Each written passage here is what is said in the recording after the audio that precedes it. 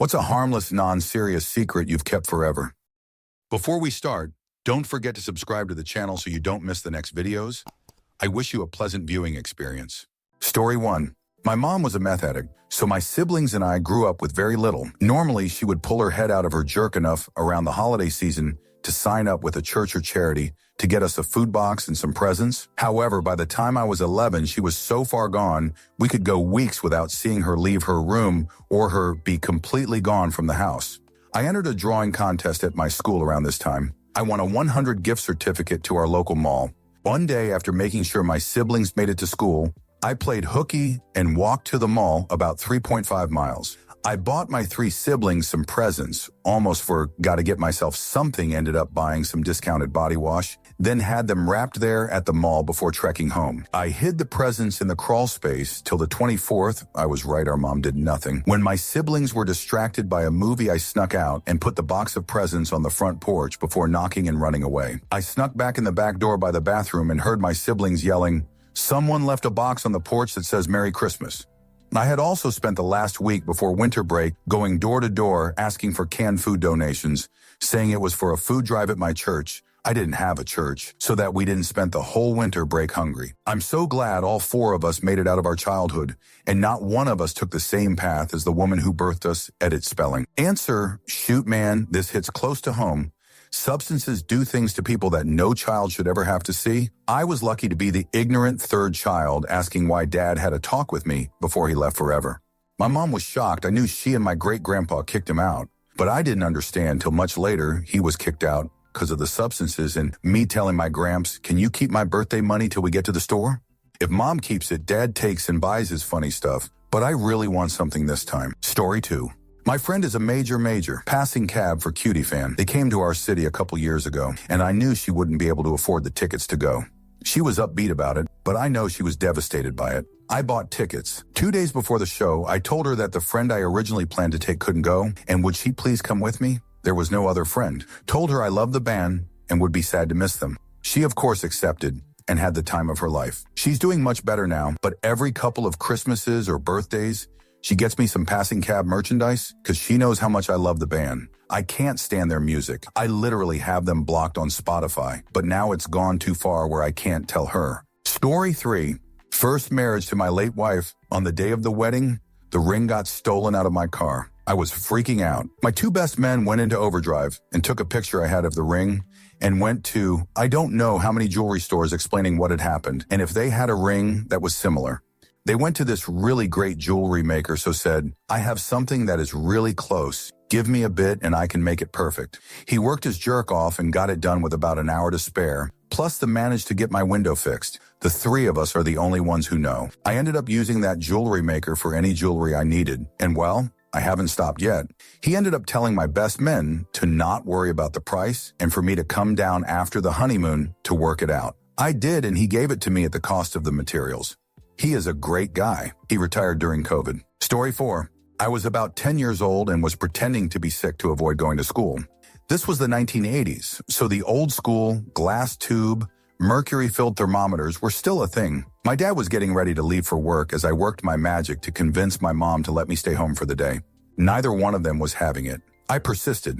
Out of frustration, my mom grabbed the thermometer and put it under my tongue. I knew it would read 98.6, and this was my only shot to avoid school for the day. Both of my parents stepped out of the room for a moment. I looked over and saw my dad's piping hot cup of coffee sitting on the counter, awaiting his morning commute. I quickly dipped the thermo into the hot Java. It instantly shattered, emptying the toxic mercury into the coffee, along with tiny shards of glass. I panicked. In my mind, there were only a couple possible outcomes. My dad dies of heavy metal poisoning and a lacerated esophagus. Or I fess up to what I did. I could hear them coming around the corner, about to return to the kitchen. At the last possible second, I swatted my dad's mug off the kitchen counter, smashing it on the floor, creating a coffee explosion in my mom's freshly cleaned kitchen. They burst in the kitchen aghast at the mess I created. I reply with a flurry of sorries and apologize profusely for being clumsy. My dad is furious because now he won't have coffee on his way to work. My mom is pissed and she starts cleaning up the mess. In the chaos, everyone forgets about my claims of illness. I slipped the remainder of the broken thermo into the trash and went to the bus stop, saving my father from a horrible passing, at least in my mind at the time. Until this day, I have never told anyone about this. Story 5. My mom is a health nut, with probably disordered eating, who wouldn't let us have cheese in the house when I was kid. When I was mid-20s, I bought a unit, and my dad was helping me fix stuff up, so I provided lunch. I said to him, "Bet you're going to dislike going back to work next week and not have any cheese on your sandwiches?" It was then he told me his deepest secret. He had been buying blocks of cheese at work for years. I had no idea he was crafty, and my mom still doesn't. Poor dad has been retired for years, though, so not sure on the current cheese consumption status. Answer: my stepdad is in a similar conundrum now. He just recently had to give up driving, and my mom is deep into some, interesting health food ideas. He used to slip out and go to McDonald's to get some fries and maybe an apple pie. But now it's too far for him to walk with his bad knee, and he can't drive there anymore. I think my stepbrother treats him there occasionally, but it must be just one extra thorn in his side surrounding the loss of driving privileges. Story 6. One day I came home late at night tipsy and decided to walk my dog. Just when we arrived outside my house, my dog attacked a raccoon hanging around the area. I ended up wrestling my Malamute and freed the raccoon from his jaws. Here's the thing. I was tipsy, and the raccoon kinda just stared at me in front of me, and I decided to try and pet the raccoon. I got maybe one pet in before it took a chunk out of my finger. I ran into the house, leaving a trail of blood up to my brother's room for help. A sleepless night in the hospital and 4 consecutive rabies shots later was the result. Everyone asked me what happened, and I just told them while I heroically wrestled my dog to save the raccoon, I got bit in the process. They still don't know the real story. It still gets brought up 10 years later. Story 7. I convinced my sister I had entered us both in a blog giveaway. I won a coupon, but she won the grand prize, a $300 gift card to Lane Bryant. My sister was a size 16 and desperately needed new clothes, but would spend money on her baby grandkids and thin adult daughters. This was the only way I could make sure she spent it on herself. It's been 10 years. She doesn't know. Edit. Thank you, kind strangers. I'm glad she doesn't know what Reddit is, or she'd definitely figure this out. Story 8. If anyone was at the Hyatt Regency in Columbus, Oak, right before the Origins Game Fair in 2018, I have your white noise machine. You left it in the hotel room. I didn't even realize for half my stay. I was like, oh, this is actually really convenient, figuring it was just a new thing the hotel was doing. That is, until I visited my friend's room where they didn't have one, then noticed I could unplug the one in my room and realized it must have been left behind. I told the front desk about it, but they insisted it didn't need to be moved to a lost and found. Told them to tell me if anyone called looking for it, but no one did. So thank you, forgetful stranger. It has actually helped immensely with my sleep. Story 9. When my wife died, she'd been working on special occasion letters for all of our kids. Towards the end, the cancer had spread to her brain, and she wasn't able to focus on writing much, and when she did, it was often unintelligible gibberish.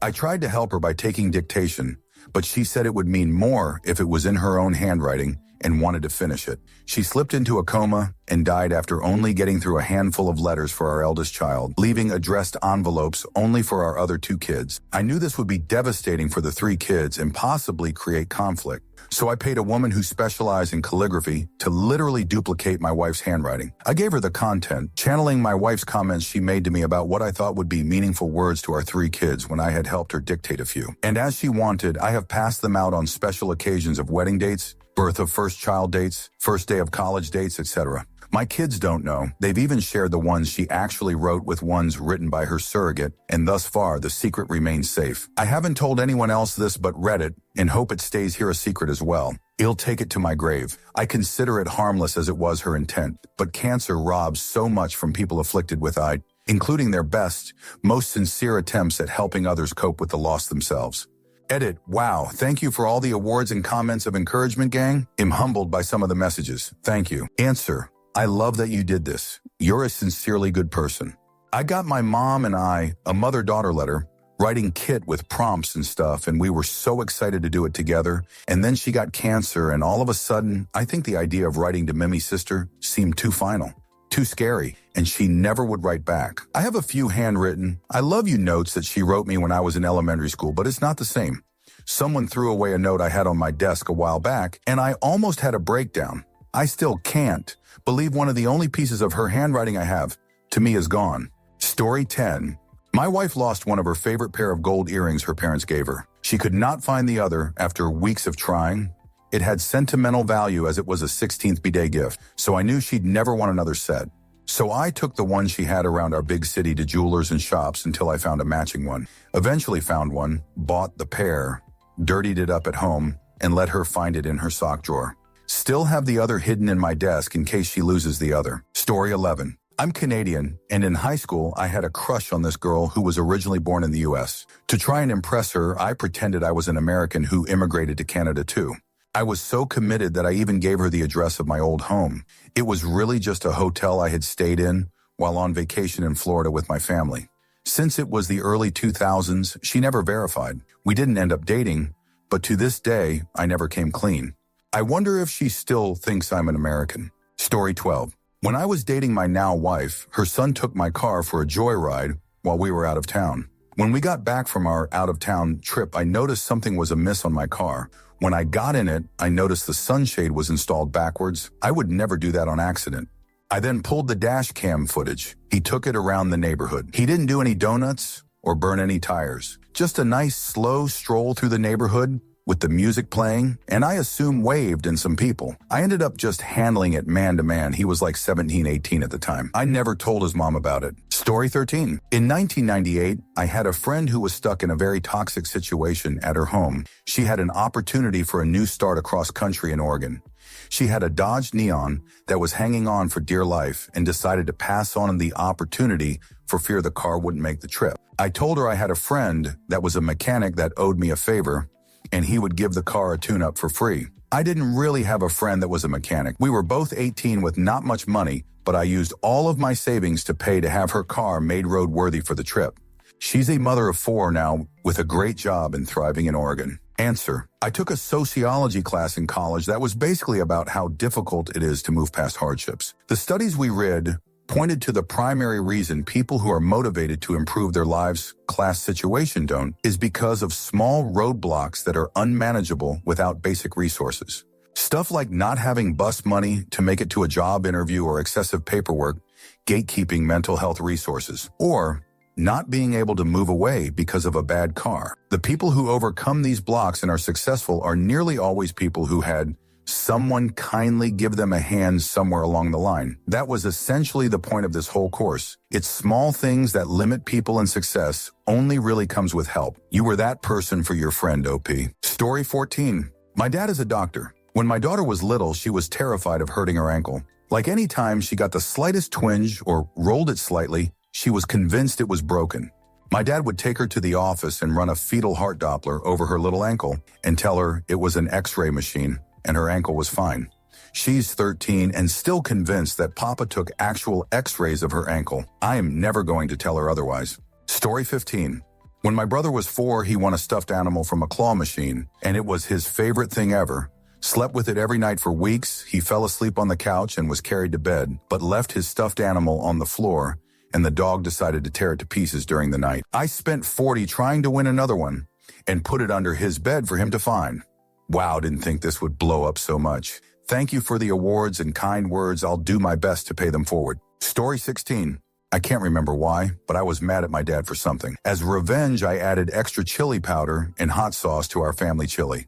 Turns out my family never really added enough seasoning to the chili as it was, and the food actually tasted a lot better as a result of my revenge tactic. I've overcorrected as an adult on seasoning food at times, but I do make a mean chili. Answer. Back when I was a little bastard, I poured hot sauce into my aunt's coffee. She was one of those coffee 3 meals a day people, so it was in an electric percolator she kept near the dining table.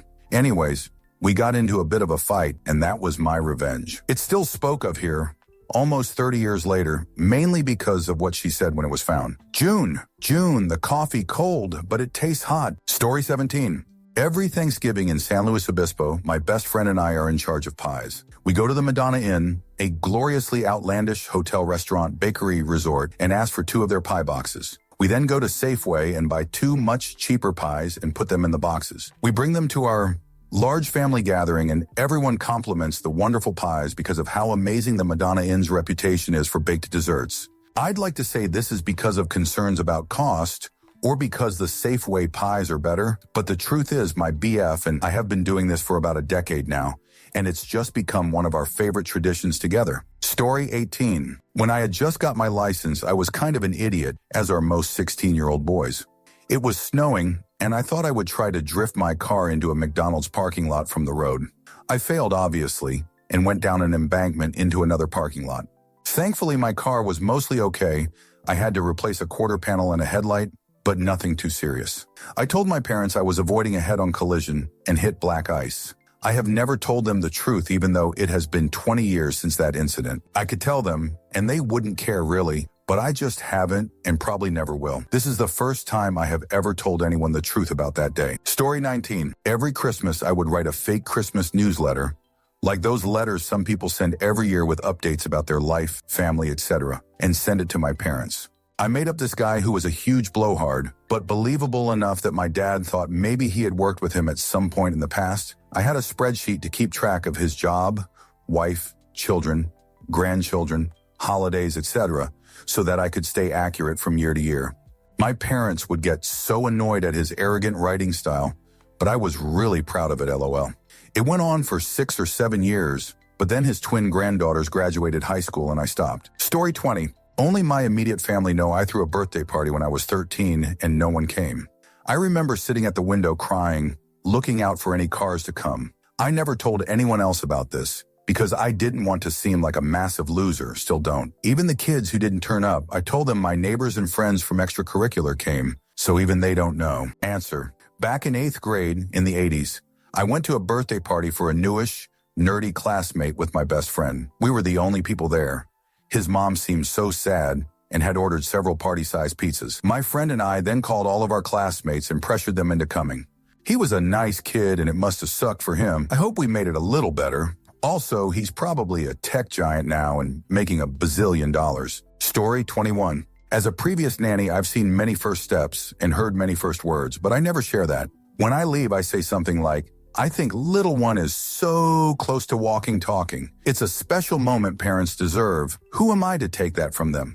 One baby was walking with me for a full 2 weeks before he showed his new trick to his parents. Answer, I wonder if my older son's daycare did that. We were moving and it was his last day at that daycare, and his care provider said, well, miss him. Too bad we won't get to see his first steps. He seems pretty close. We got home. Soon my mom arrived to help us move.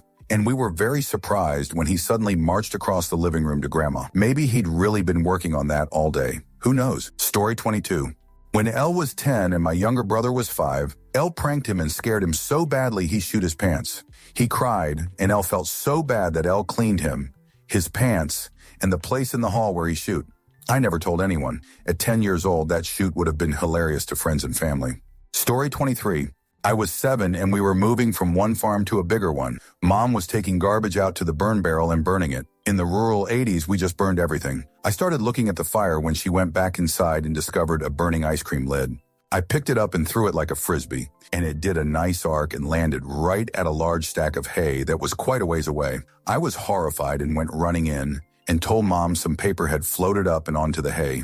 Other than the huge stack of hay burning down there was no harm done. It was old hay anyway, that's why it wasn't stored in the barn. Story 24. I once told a girl I was dating I loved the dish she cooked for me. In reality, it was terrible. 25 years later, my wife is still cooking it at least once a month because it's my favorite. I've never been able to tell her, but now I've let my 8-year-old daughter in on it.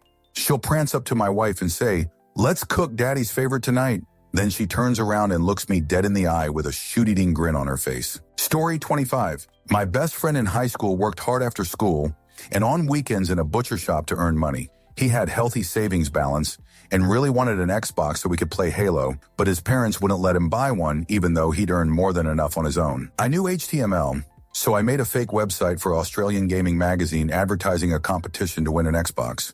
He entered the competition and won it. We faked the email telling him he'd won. We bought an Xbox from the local store and went straight to the local post office and faked the sender's address on the label. 2 days later, it turned up at his home. He showed his parents the website, the email, and the postage, and they believed him. We spent the rest of the summer hanging out playing Halo. So good. Story 26. I farted in a physics tutoring class consisting of 6 to 10 people, including the tutor. A friend started yelling about the air conditioner having a bad smell. He suspected a bird or a mouse died there. Finally, we all had to move to continue the class in another room.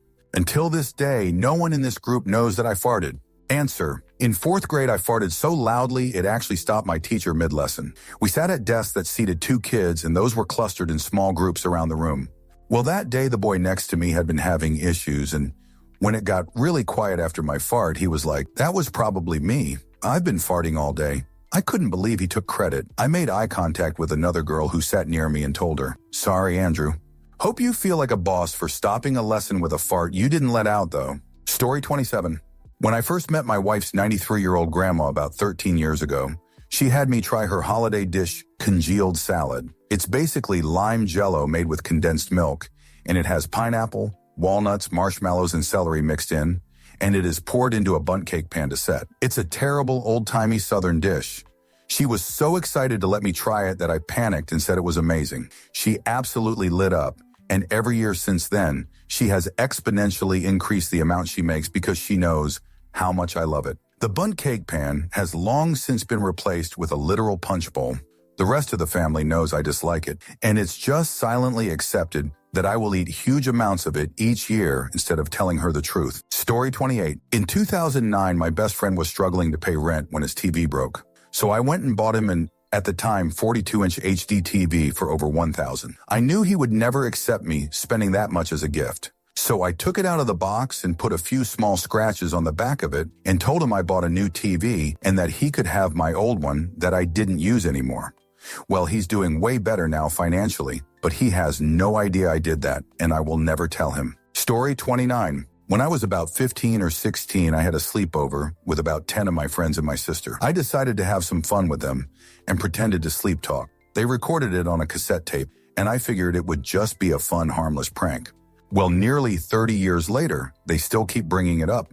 They still don't know that I was faking, and I don't know how to tell them at this point because so much time has passed. That tape is still floating around. I dislike it when they bring it up and they think it's because I'm embarrassed about sleep talking, but the reality is it was just a stupid prank I played when I was a teenager, and I just never in a million years thought that it would still be going 3 decades later. I want this to just fudge die already, lol. Nobody knows my secret except for you, random strangers on Reddit. Answer: luckily not shared with as many people, but when we were young teenagers, I had a Ouija board. I totally faked being a spirit in the room and moved the Ouija piece to spell out words. Weeks later, we held a seance and I pretended to channel a French woman's spirit and spoke in a super fake French accent. It's now been about 30 years, and my best friend still brings up stories about these real spiritual encounters. I cringe every time. Story 30. I ate the crumble off the top of my mom's apple crisp and blamed it on the cat. Years after the cat passed, my parents tell the story of how she ate the crumble as a cute anecdote. Story 31. When my friend moved into her first apartment, she didn't have any tools for basic repairs. I spent a few hundred on a tool bag, socket set, screwdrivers, cordless drill, wrenches, level, etc. Took everything out of the packaging and gave her the bag of tools. I told her they were my extras and showed her how to do some of her repairs. She still doesn't know everything was brand new and, frankly, nicer than my own tool set. Story 32. I've had type 1 diabetes since I was 3. On my 9th birthday, my grandma made a birthday cake for me, which was big enough for us all to share at the family party. Since there was so much food, we had plenty of leftover cake for the next few days, which I was only allowed to eat a little bit of. When no one was around, I snuck into the kitchen and ate a couple slices of the leftover cake. Plus, I picked huge chunks of the icing off. It looked pretty haphazard by the time I snuck away again. My parents soon found the remains of the cake. Since I'm diabetic, they didn't suspect that it was me who picked at the leftovers. I was usually a very well-behaved kid. They blamed it on our rather chubby cat and promptly deemed it unacceptable for human consumption. It was a believable scenario because she had stolen human food in the past. Sadly, they threw the rest of the cake out. I could never own up to it because I would have been in trouble for compromising my blood sugar levels and for being greedy. My old cat never ratted me out for letting her take the blame, though. Thanks, Molly, R.I.P. Edit: I'm a woman, and this was the year 2000, before the medical technology we have now. Back then, I only checked my blood glucose at mealtime so the crime wouldn't have been evident till the next morning. And that's only if I was honest about my blood glucose level. There was no such thing as sliding scale dosage back then, so eating more cake was very much a bad idea, hence only being allowed a little bit. Edit 2. It was sitting out on the kitchen table and hadn't been wrapped up and put away yet, lol. It was butter icing, which made the cat theory a bit more believable. Edit 3. We didn't have such easy access to info like cats' taste receptors back then, so this didn't occur to my parents. Story 33. I bought a decommissioned fire chief's vehicle from the Richmond Fire Department auction and got them to donate it to my grandmother. She never would have accepted it if it came from a family member. Story 34. Dad, I lied that day in kindergarten when I said I had a tummy ache and needed to go home. I was totally fine. I was just super bored and wanted to spend time with you. Answer. My father was a doctor and a generally careful and organized person. When he passed away, I found among his papers a file that contained all the charts of my childhood illnesses, temperature graphs, timed updates, including the ones where I was clearly faking it to get out of school. Complaints of stomach pains, physical exam reveals no obvious cause, temp 97-1 remained at home for observation. Story 35. My mom, dad, people in our community kept spotting me driving to this back parking lot at a local government complex. They asked me what I was doing and told them it was a great place to stargaze because it was kind of off the main road. Even 20 years later, I still get comments if I'm going to go stargazing. No, that was my make-out intimacy spot in high school. I think they know. Story 36. I intentionally bombed a math competition in middle school because I didn't like the teacher over the program or being forced to do it by my parents. I blamed it on nerves and was not asked back. Answer. I was similarly forced to do a math competition prep program in middle school and also didn't like the teacher or the fact that I was being forced to do it. My secret is that I told all my friends I was going to bomb the qualifying test so I didn't have to continue to the competition. But my ego got the best of me and I tried my best in the qualifying test and still didn't make it. I was always the top student in every class, and people would have loved to see me be so humbled, and I deserved to be humbled, but everyone just believed I bombed it on purpose. Story 37. I once paid my mom's phone bill when I knew she was low on money. I got on her account on her phone while she was doing other things, and I know her passwords, so it was pretty easy. Added my card as a one-time payment only so it wouldn't save to her account and paid. She figured she just forgot she paid it, and that's why she thought she was low on money. My mom is ADHD and so am I, so forgetting stuff is very common. Story 38. When I was about 16 or 17, I wanted a cat so badly, and my mom had consistently been saying nope all my life. So I went in the classifieds at the back of the newspaper, found someone giving away free kittens, and I went and got one. When my mom came home that day, I told her that I met a man down by the docks with a cardboard box full of kittens, and he was going to throw it in the water if he couldn't get rid of them. So I took one. She did try to give her away a few times to various friends, but nobody wanted a kitten, and she got attached to her, to the point that she wouldn't let me take her with me when I moved out for university. She loves telling that story of how we ended up with a cat that I wasn't supposed to get, and that sweet baby lived to be almost 20 in the end. She brought home many mice and birds, and once, a weasel. I named her Turnip, after Baldrick's turnip in Blackadder, Rep Turnip. You lived a lie, but you were loved, and your fake origin story continues to delight at the dinner table. Answer. I did this a few years ago. Me and my sons were staying at my mom's house after a bad breakup. The cat we'd had for 20 years had died a few months earlier. She was a great cat.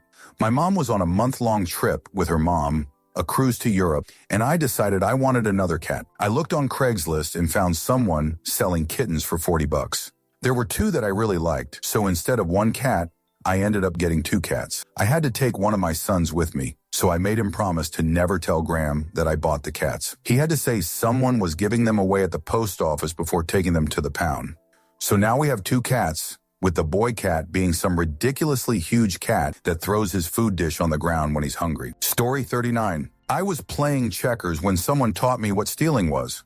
Board games at daycare had missing pieces sometimes, so I asked where some went. My friend told me they were probably stolen. At any rate, I learned what stealing was, and I took one checker. I kept it in my pocket until I got home and put it in my little kid's safe my grandma bought me. Then the next day I took it out and brought it back because I was so scared I would get into trouble for stealing. I haven't told anyone. Story 40. Man, my secret story is not as heartwarming as the others on here, but I feel like writing it out anyhow. My little sister loved dragons and collected little inexpensive statues and toys.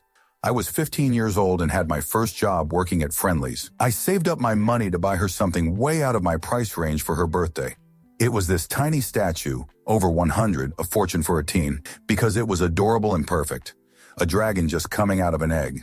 I was so excited to give it to her. My mom, who honestly has a novel's worth of issues, had no money and hadn't planned. 2 nights before my little sister's birthday, she told me she hasn't gotten her anything at all, so I gave it to my mom to give to her. It made me sad not to have much of a present for my sister.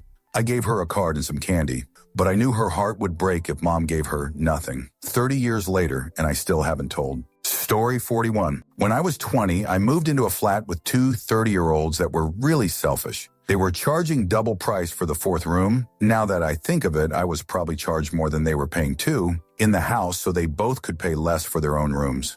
I wanted to have a friend there to feel less alone, and my guy mate was first-year apprentice on low wages. I told him it was way cheaper, and he moved in. I told the 30-year-olds I would pay half his room if they let me have a friend move in. So yeah, he got subsidized rent because I needed a companion after a bad breakup. I ended up dating his best friend, and us 3 moved out into a better place without the 2 people who just wanted flatmates to make money off. And I married his best friend, and he is now a qualified electrician making shoot loads of cash, so we all win. Story 42.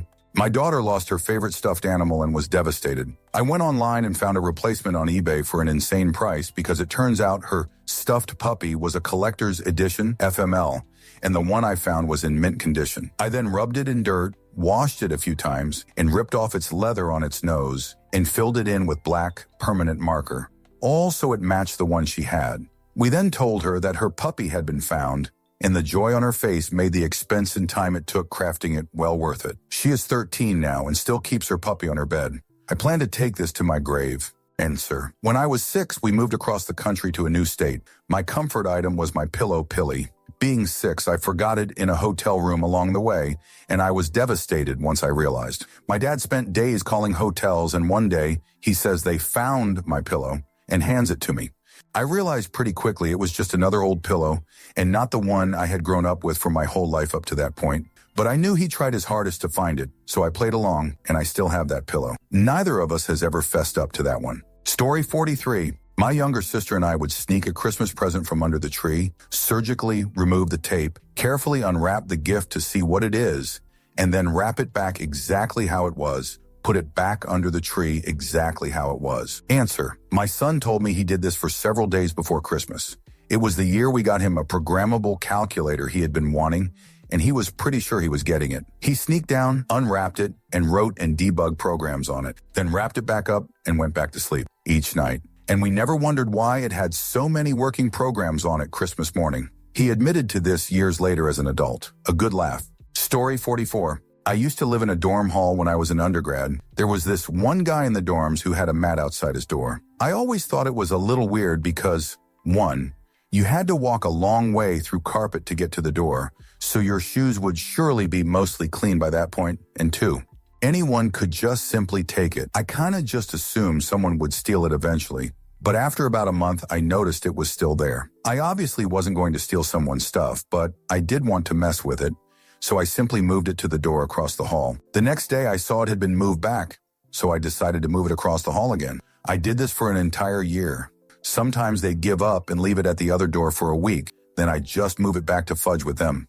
I love the idea that it surely led to some sort of argument between the 2 neighbors, because nobody is going to think some guy is just randomly deciding to fudge with them for no reason. I literally never met either of the people that lived in those rooms. I just kept messing with their mat. I had some special moments with it too. On Christmas, I replaced the mat with a Christmas one and then put the original one back the next day. On Easter, I bought the cheapest, shittiest Easter basket I could find and filled it with granny candies like Werther's and those strawberry candies. Then I hid it under the mat. At one point, I bought a second mat to just sometimes put at both doors, then take the second mat away randomly. Eventually, I moved into an apartment and couldn't mess with them anymore, though. They never got to find out WTF was going on. Answer. In college, I had a friend who told me he parked his Mustang in the back corner of one of the parking lots so far away that no one would ever park next to him. I was parking one day and noticed a blue Mustang in the back corner of the lot I was in.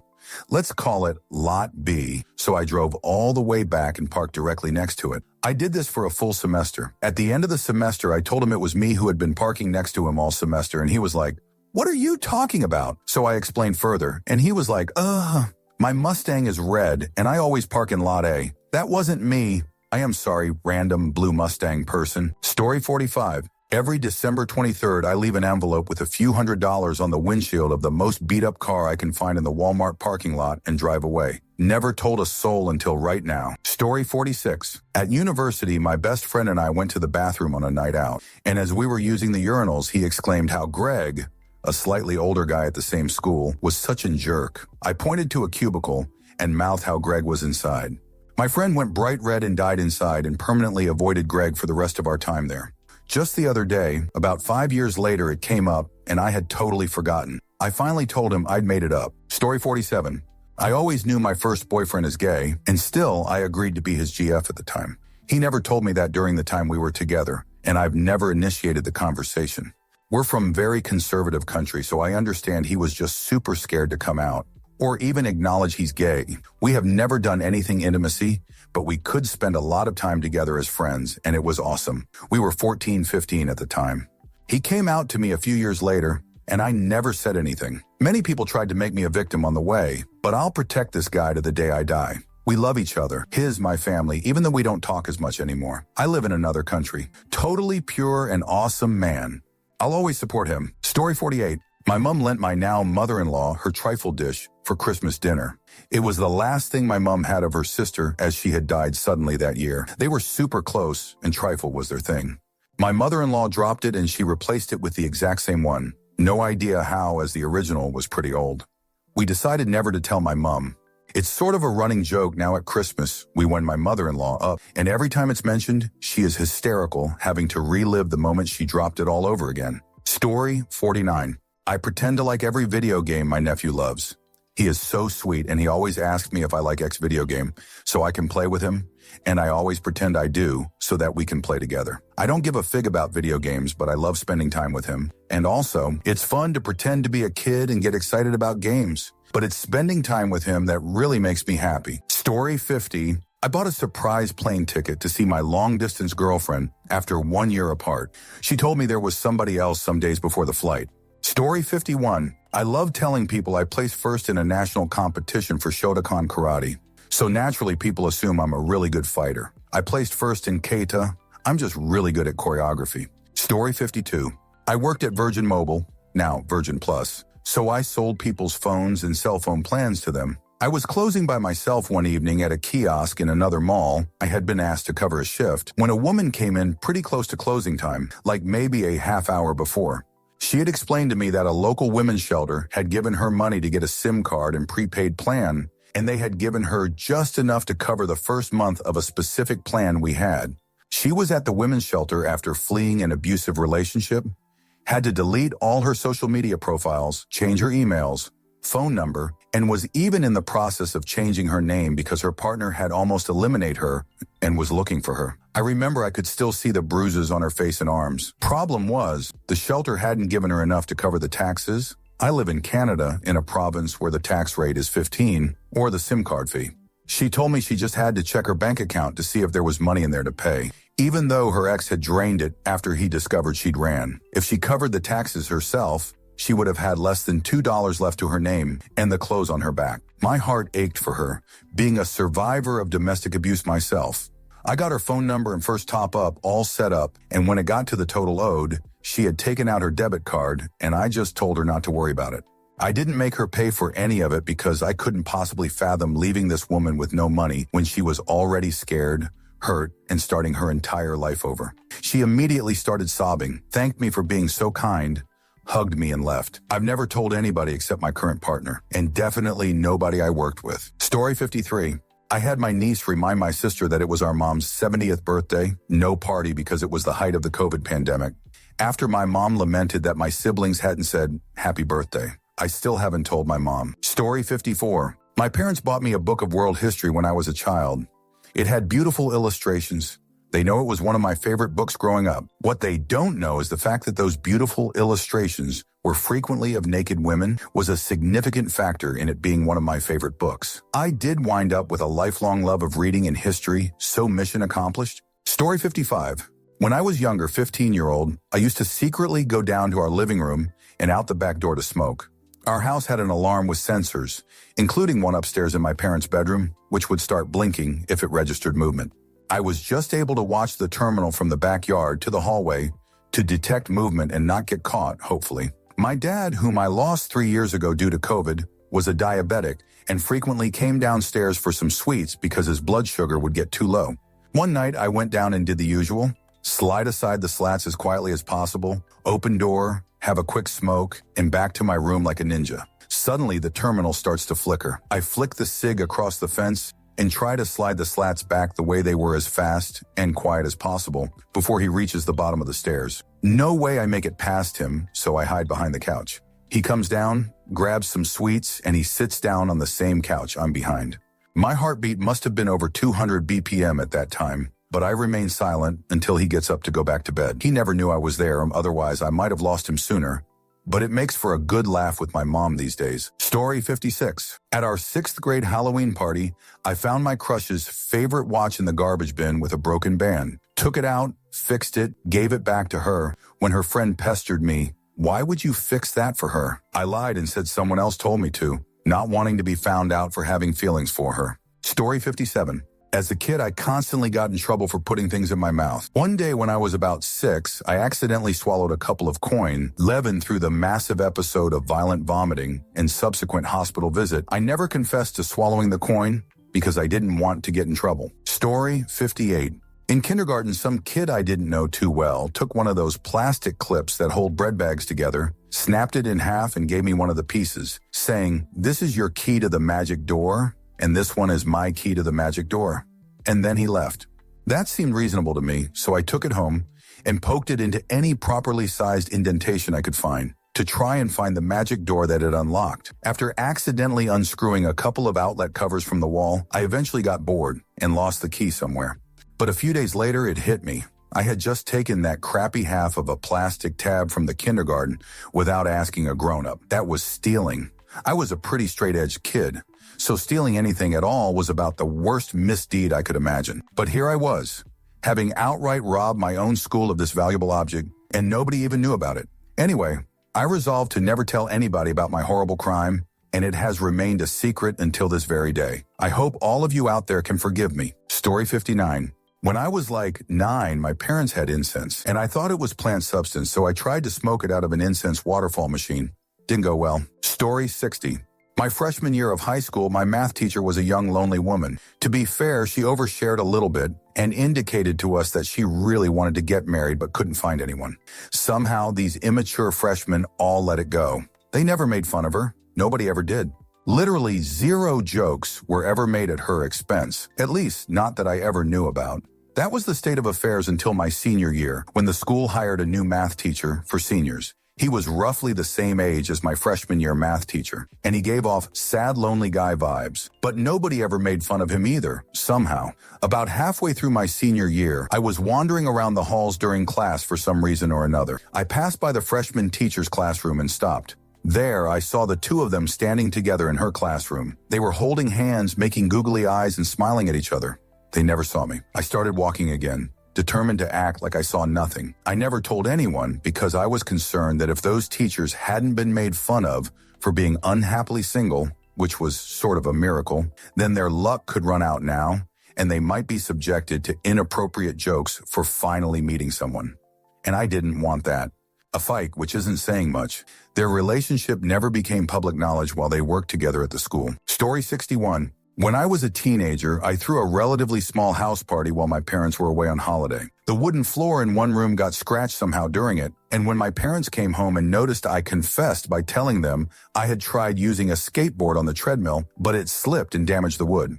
My mom still brings it up as an example of how I'd be a terrible criminal and could never get away with anything. Story 62. I worked at a place that didn't like to give raises. In an effort to justify it, they would write people up for nonsense around review time and fill people's employee files with petty write-ups. I would go into work early and purge the files, removing anything negative. Story 63.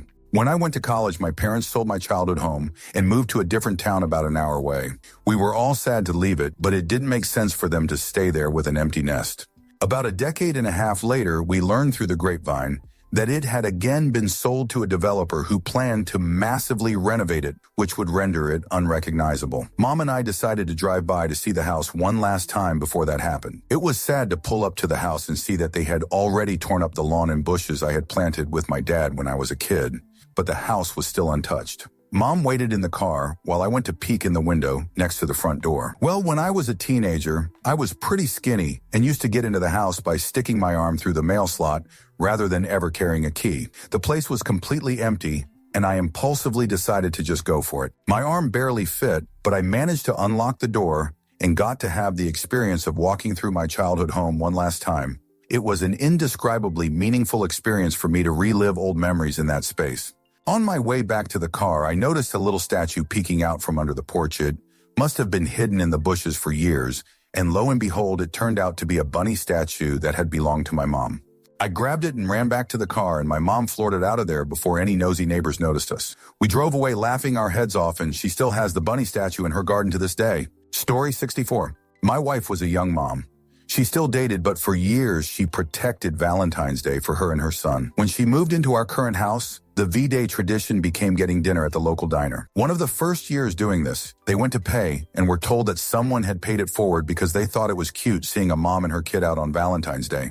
They have done the same pay it forward every year since. These days, her and I will often spend Valentine's Day together, but the three of us still go to that diner within a few days of V-Day and still pay forward the bill. Anyway, the secret I've kept is that the initial pay for her and her son was her dad. He knew about the tradition of going to the diner together and called the diner ahead of time with her name and gave his credit card info to cover it. He told me this in confidence, so I have kept the secret for him and always played dumb on Valentine's Day about how that cute tradition ever started. Story 65. When I was 6, my older brother and I were pondering what the female versions of our names would be. I decided mine, Nate, would be Natalie, but my brother cuts me off before I could declare and said, "You think yours is Natalie, don't you?" No, I stammered back and refused to tell him the real name. Fast forward over 2 decades to today, we're in our early 30s, and somehow that convo comes back up. He laughs and says, "It was Natalie, wasn't it?" In my head, the ancient pride of a tinier version of me roars and demands I refuse to acknowledge he was right. Every other part of my brain facepalms at how ridiculous a hill to die on this is, and we compromise by telling him, "What argument? Sorry, I don't remember that." "Oh, I remember, dear brother, but I will never confess." Story 66. Crashed my mom's drone a few years ago, fixed the wings and hid the evidence. No one knows but me. Not anymore, I guess. Story 67. My 6-year-old nephew comes over and helps me do Legos, do yard work, helps me bake and plant my garden. One spring, he helped me start my garden, but he left before we got to plant the carrots. I told him I would plant them later. BTW, he has a great memory. Well, fast forward to late summer, and he called and wanted to know if the carrots were ready to pick.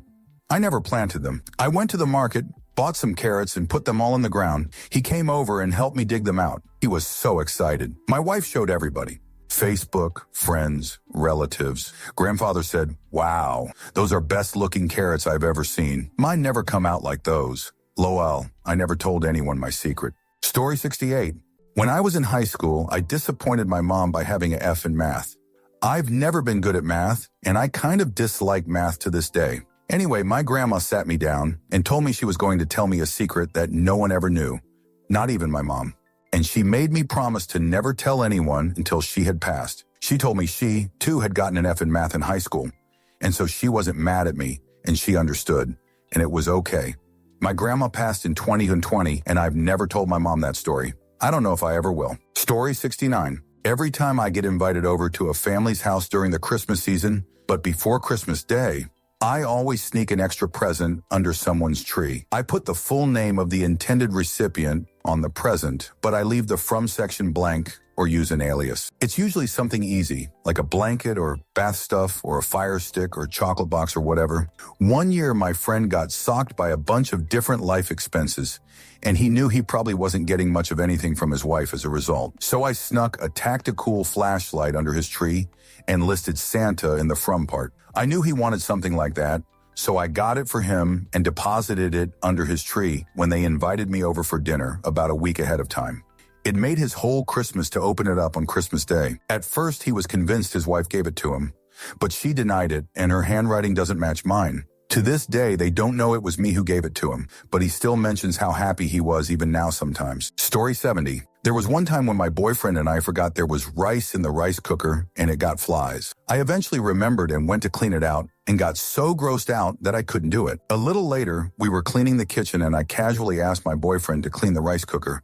Knowing it was full of gross, he opened it, was incredibly grossed out, but still cleaned it. It's been years since this happened, but I've been so embarrassed by my conduct that I've never admitted that I knowingly sent him to take down the rice cooker. I feel like I owe him an apology, but that would require me to admit it, and I can't. We're a very open couple and have had much more difficult conversations, just the usual relationship stuff that rises in an LTR.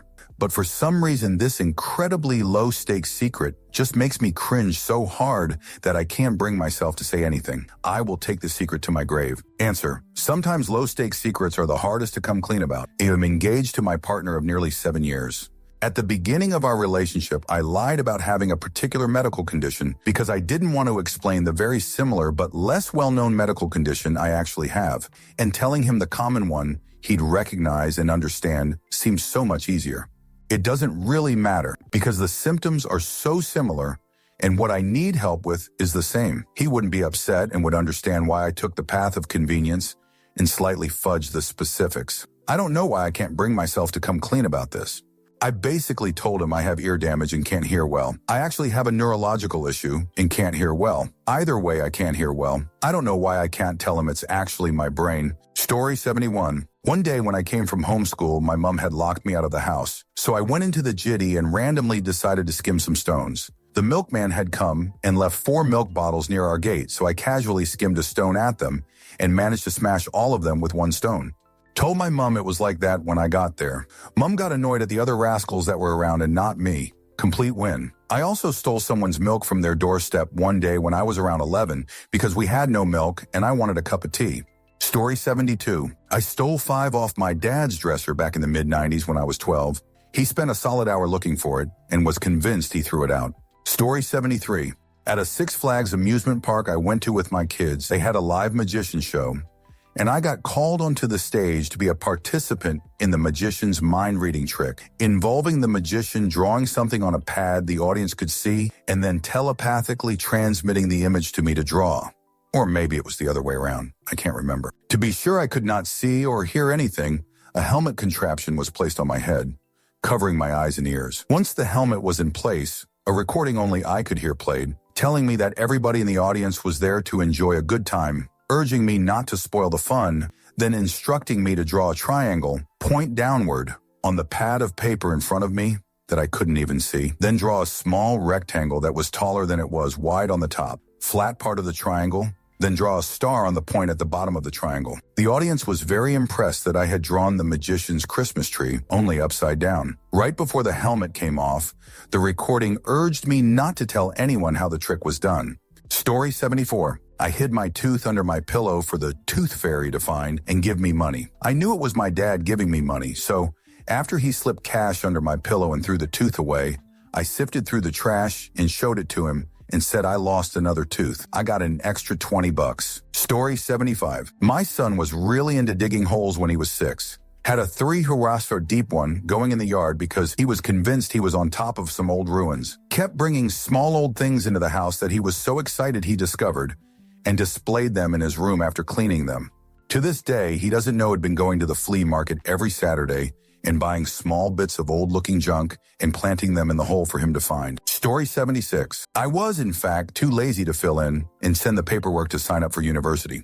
I went to the introduction week knowing that and pretended it got lost in the mail and signed up on the spot. Yes, that is how I got into a top 100 university. There was plenty of space. I wouldn't recommend it, though. Story 77. I've always been a night owl. When I was in elementary school, I'd slip into the living room and watch late-night TV until the channels went off the air. Story 78. When I tell people I read a lot, I leave out that it's fan fiction, Dramione fan fiction. That semi-explicit Draco Malfoy and Hermione Granger. I know, it's my secret shame. Fan fiction. It's awkward when people want to know what I'm reading and I have to make something up. I'm so deep in the closet, I'm rubbing shoulders with Tom Cruise here. Answer: this is hilarious. I didn't even know this was a thing, but now I have to admit I'm a wee bit curious. It's awkward when people want to know what I'm reading, and I have to make something up. This. I read fan fiction too. Everyone thinks of me as a bookworm, but when they ask for recommendations, I have to peruse the bestseller list and pick one at random. Then I have to read the summary because sometimes they actually read the book and want to discuss. Story 79. My last day at the restaurant I worked at in college, somebody broke into 2 workers' cars. 2,000 total was stolen. One, a guy whose car broke down and was in the shop, and he was borrowing his friend's car. His cash was to pay for his own car. One, a single mom who was saving up for her community college tuition for the next semester. Both completely broke down in the office when they learned about it. I was closing that night, so I went into the manager's office when it was just the 2 of us and pulled my own cash savings for the month, about $1,400, and split it $600-800.